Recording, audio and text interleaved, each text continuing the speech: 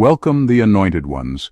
When God says, enough, even the loudest liars start whispering. Let's get something straight.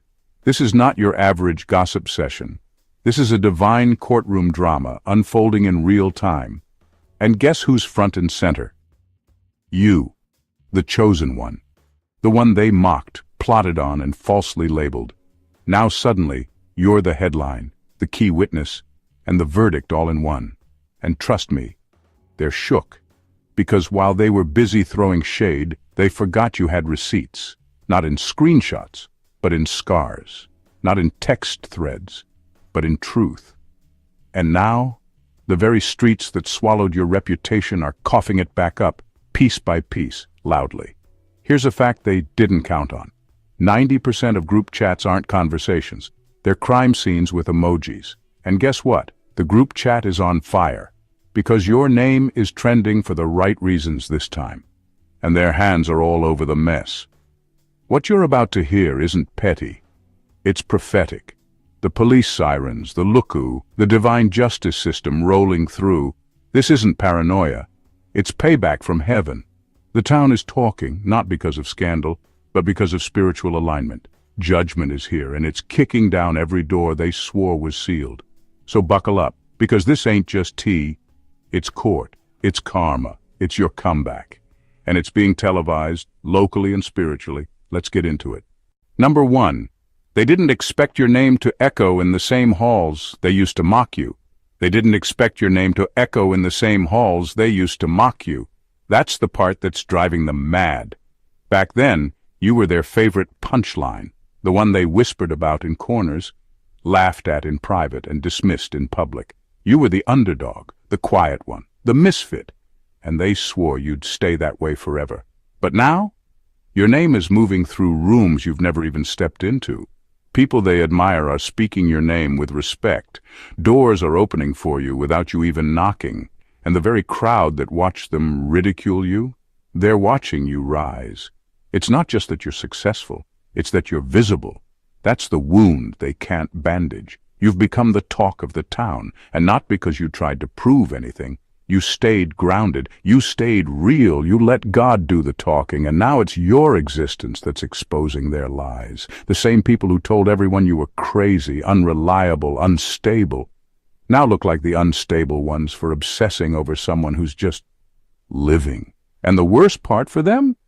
You didn't fight for attention. You didn't chase applause, you just evolved, you healed, you elevated.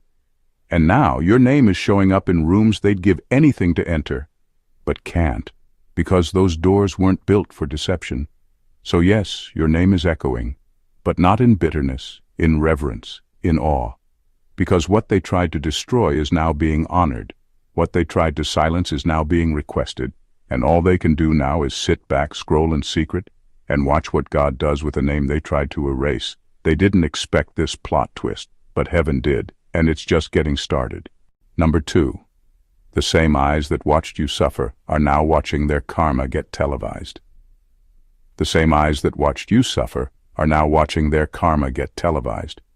And it's eating them alive. They stood by while you were being humiliated, mistreated, talked down to. Some of them even joined in, laughing behind your back like it was entertainment. They didn't flinch, they didn't speak up.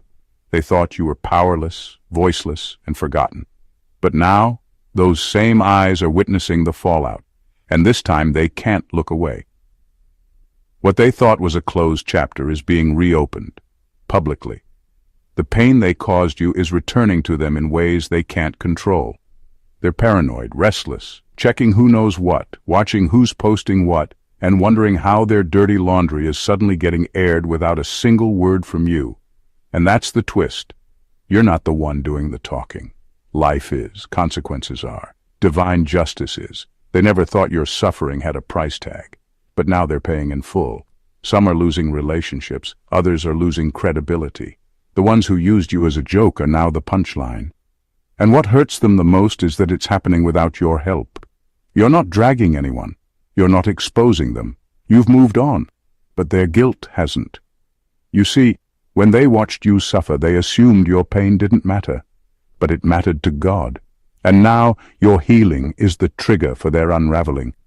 They're seeing the strength you built from what they tried to break, and it terrifies them, because now they know, if you survived, it means they're next in line for judgment. They thought you were done for. But what they're seeing now is divine reversal, and deep down they know it's not over. It's just beginning. Number 3, your story became evidence, and they didn't realize the whole time they were being recorded spiritually. Your story became evidence, and they didn't realize the whole time they were being recorded spiritually. While they were busy mistreating you, slandering you, and trying to break you down, they thought they were operating in silence, like no one would ever know, like they were safe behind closed doors. What they didn't understand is that heaven doesn't miss a thing. Every tear you cried, every betrayal, every false accusation, it was all being logged, spiritually, supernaturally, in a court higher than any earthly system. They thought they were just venting or joking. They didn't know they were testifying against themselves. Every lie they told, every smear campaign, every setup, it all became part of the case being built in the background. Your life, your pain, your response, all of it became spiritual documentation. They were too focused on your reaction to realize their own actions were the ones being recorded, not on a phone, not with a camera. But by divine intelligence that doesn't need proof to see truth. You never had to argue. You never had to prove your innocence. All you had to do was survive, and heaven did the rest. Now things are shifting. People are waking up to the facts. The story is unraveling, and the truth is spilling out in ways that no one can control. Suddenly people are seeing what really happened. The mask is slipping, and your story, the one they tried to twist, is being brought back to light with clarity, power, and confirmation. Now they're scrambling, because the same story they tried to bury is exposing them. The same voice they tried to silence is rising without making a sound. And what makes it worse is that you didn't force this to happen. It's just divine timing, spiritual justice. The evidence was always there. They just didn't expect it to be used against them. But it is. And the case is airtight. Number 4, the Lookoo wasn't just the police. It was heaven's enforcement team rolling in. The Lookoo wasn't just the police. It was heaven's enforcement team rolling in. What's happening right now isn't just legal or physical, it's deeply spiritual. You're witnessing divine backup, the sirens, the investigations, the sudden exposure. That's just the visible part. Behind the scenes, there's a higher court at work. A court that doesn't need lawyers or loopholes. A court that already saw the beginning and the end. And in that courtroom, the verdict has been handed down. Guilty. For too long, they thought they were getting away with it. They mistook heaven's silence for absence. They thought because you weren't fighting back in the flesh, there was no judgment coming. But now the spiritual enforcement has arrived. Not quietly, not gently, but with force.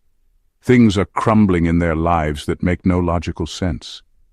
Their peace is gone. Their alliances are breaking. Secrets are slipping through cracks they can't seal. That's not coincidence. That's the heavenly strike team executing divine warrants. There are ancestral judges who saw what happened to you and said, enough. Angelic marshals are assigned to ensure justice isn't delayed any longer. Divine prosecutors are presenting your case before thrones of righteousness, and the evidence is overwhelming. You were the target, but now you're the reason justice is moving. Not because you demanded revenge, but because you kept your hands clean while heaven did the work. The court of man might take time, it may move slow, but the spiritual court, it already ruled, and that's why things are unraveling so fast. What's falling apart in their world is a direct response to what they tried to do to yours. They didn't just wrong you. They violated a chosen vessel, and now the price is being collected. This isn't just a legal matter, it's a heavenly enforcement, and it's unstoppable. Number 5. They knew you were special. That's why they tried to beat the proof out of you. They knew you were special.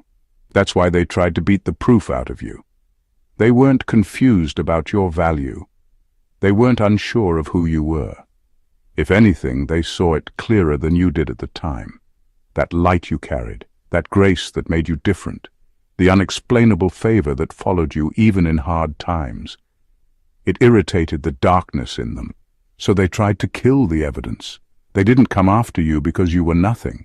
They came after you because your very presence exposed their lack of integrity. Your kindness made their cruelty stand out. Your purity highlighted their manipulation.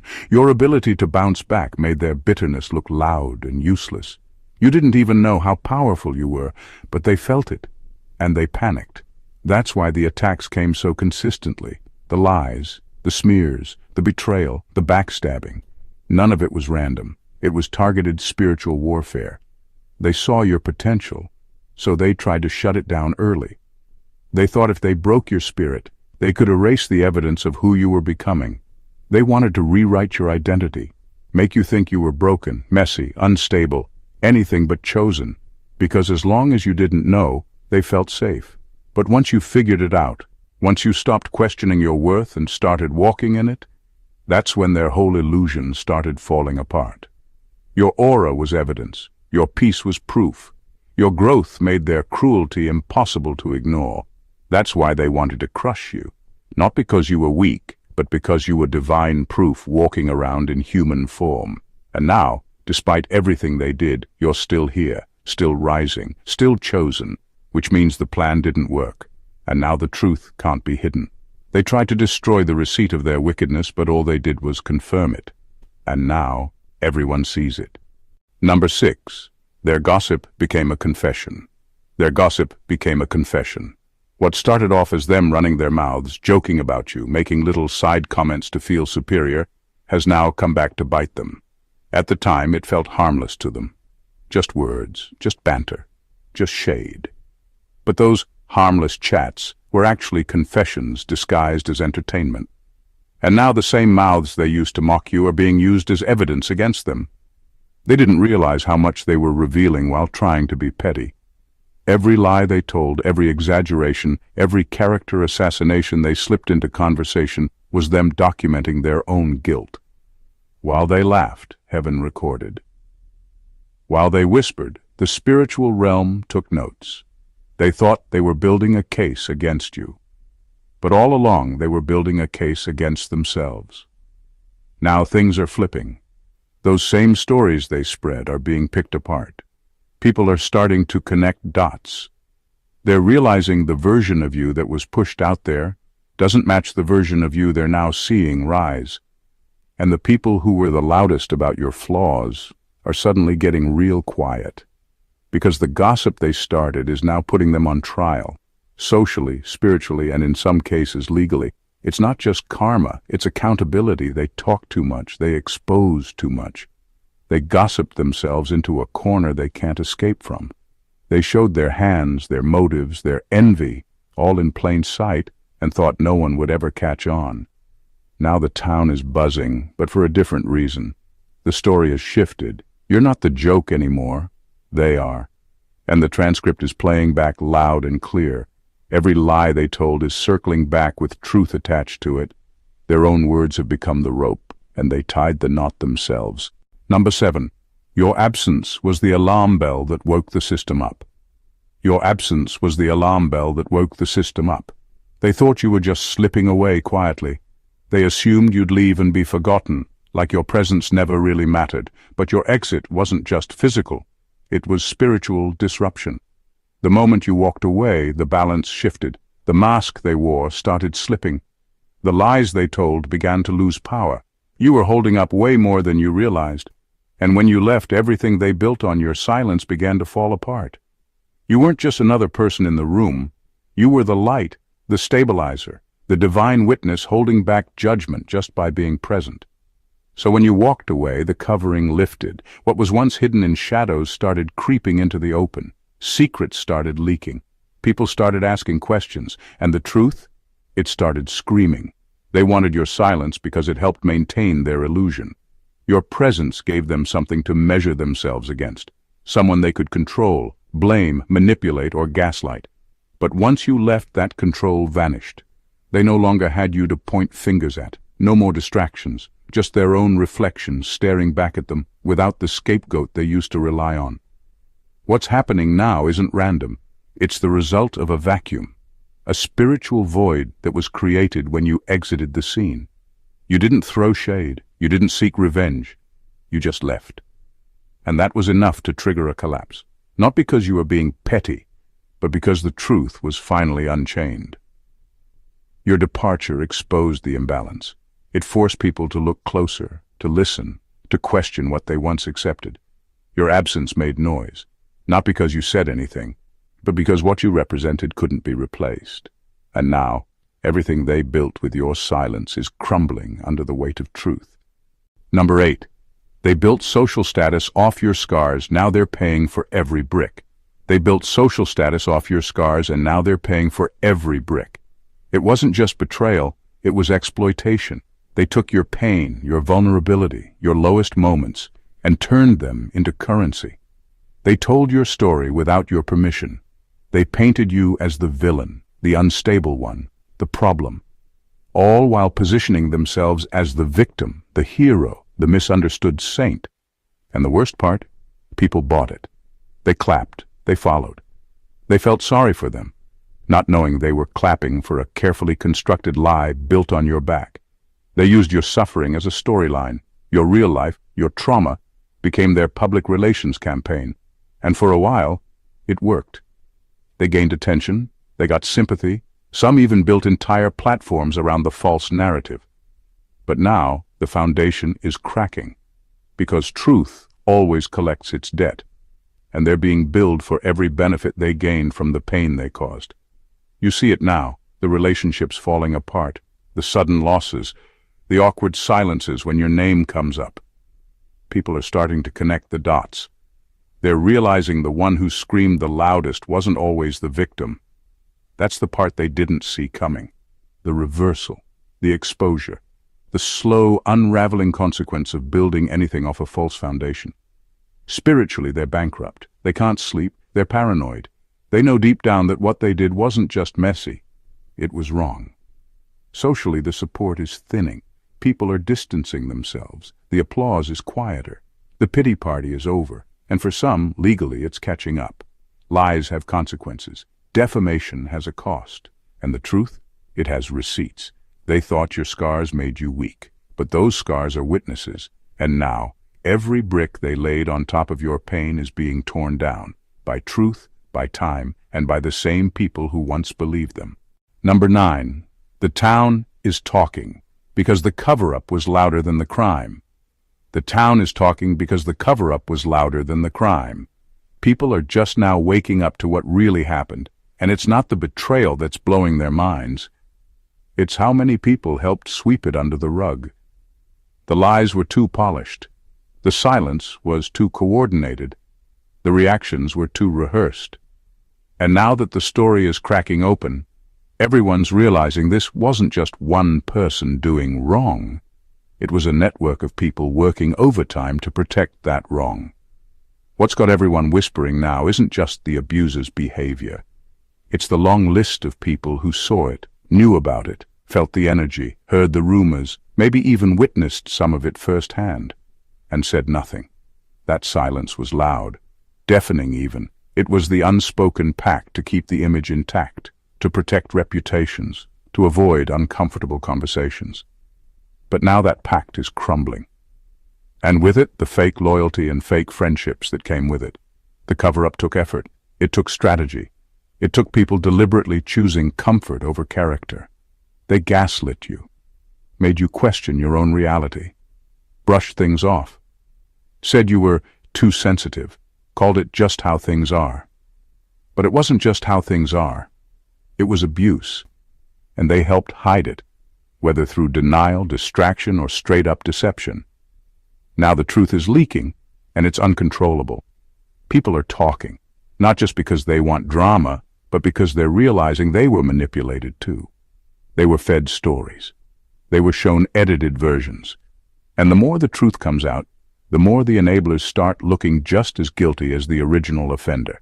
This is why the shame is hitting everyone involved. Because the betrayal wasn't isolated, it was protected. And now that protection is being exposed for what it really was, complicity. The town isn't gossiping. The town is finally waking up. Number 10. They can't find peace because they know you were the test they failed. They can't find peace because they know you were the test they failed. You weren't just another person passing through their life. You were a divine checkpoint, a mirror, a measuring stick sent to reveal who they really were when no one was watching. And they didn't just fail quietly, they failed loudly, with arrogance, with cruelty, with full confidence that they get away with it. But now, their conscience is louder than any consequence. Deep down, they always knew there was something different about you. The way you moved, the way you forgave, the way you didn't retaliate even when you had every reason to. You made them uncomfortable, not because you did anything wrong, but because your presence highlighted everything wrong within them. And instead of self-reflecting, they projected. Instead of choosing growth, they chose destruction. Now that you're no longer in their life, the silence they prayed for is tormenting them. Every delay feels like punishment. Every awkward moment feels like exposure. They're not paranoid because something is happening. They're paranoid because they know something should happen. Their guilt is so heavy, it's turning into anxiety. Every phone call makes them flinch. Every message makes their chest tighten. They wonder who's finally speaking the truth. Who knows what? What's going to surface next? They can't shake the feeling that judgment is near, not because you said it, but because their spirit knows it. They judged themselves the moment they chose ego over empathy. And now they can't outrun the consequences. Because it's not just karma at work. It's the realization that they had a divine opportunity to do right by someone chosen. And they trashed it. You were the test. Not for performance, but for integrity. And now that the test is over, so is their illusion of peace. What they thought was buried is rising, and it's not you haunting them, it's their own choices echoing back. Number 11. Your deliverance disrupted a whole network of darkness. Your deliverance disrupted a whole network of darkness. You weren't just breaking free from a toxic situation, you were yanking the root out of an entire system that was feeding off your light. They had built structures around you, spiritually and socially, hoping you'd stay trapped, confused, and compliant. But when you finally walked away, it wasn't just a personal decision. It was a spiritual detonation. Things started collapsing in places you didn't even know were connected. That's because you were the power source. Your presence carried divine energy. Your compassion covered them. Your prayers held back judgment. Even your silence was a shield. They took all of that for granted while secretly feeding off it and feeding lies about you at the same time. Some of them were emotionally tied to your downfall. Others were financially benefiting from your pain.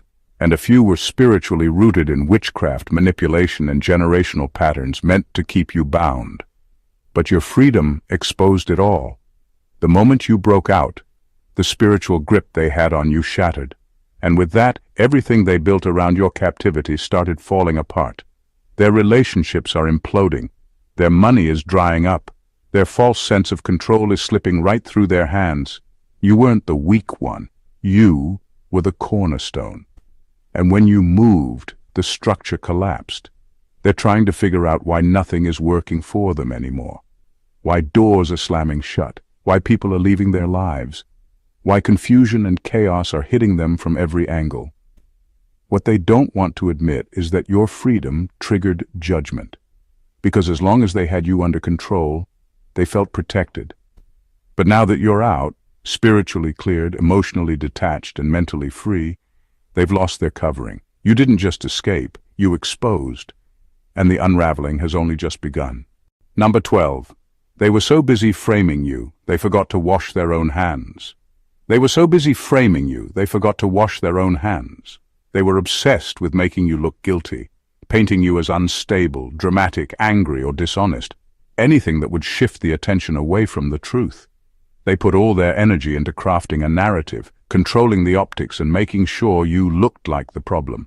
But in the process, they left a trail, a messy one. And now that truth is starting to rise, that trail is being followed, right back to them. They thought they were untouchable. They felt clever, strategic, even powerful. But when you're constantly lying, exaggerating, and spinning stories, eventually you forget what you said and who you said it to. That's where they messed up. They underestimated people's memory. They didn't think receipts would resurface. They didn't think anyone would connect the dots. But now, everything's starting to align, and it's not in their favor. What they didn't realize is that while they were so focused on your every move, they got sloppy with their own. In trying to dig up dirt on you, they exposed their own skeletons. In trying to convince people to watch you, they accidentally invited those same people to start watching them. And the moment people looked closer, they saw the cracks, the inconsistencies, the bad fruit, the real manipulation. Now the spotlight is shifting. The microscope is no longer on you. It's on the ones who tried to bury you. And under that magnifying glass, their fingerprints are everywhere. On the lies, on the smear campaigns, on the fake stories, and most of all, on the broken relationships and damage they caused while trying to act innocent. They wanted you to look guilty, but forgot to clean up their own mess.